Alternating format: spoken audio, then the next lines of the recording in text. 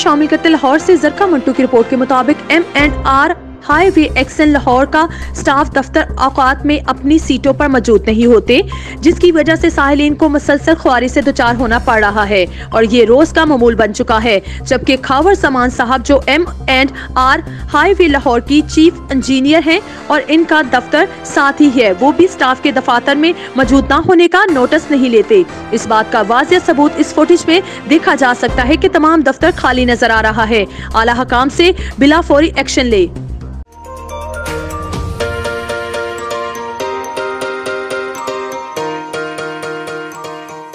Santiago canyon college का अहम ऐलान, पाकिस्तानी तालिब इल्मों के लिए खुशखबरी।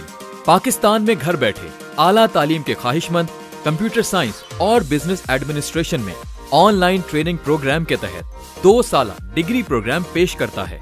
ऑनलाइन पढ़ने वाले तुलबा प्रोग्राम की तकमील के बाद कैलिफोर्निया की नामवर यूनिवर्सिटियों में दाखिले के अहल होंगे। सैंटियागो कैनियन कॉलेज अमेरिका में दाखिलों की जमानत देता है। सैंटियागो कैनियन कॉलेज का खुसूसी प्रोग्राम पाकिस्तान के लिए, आपके ख्वाबों की तामीर, आला मुस्तकबिल की तामीर। आज ही दाखिले के लिए मंदरजा झेल नंबर्स पर राब्ता कीजिए।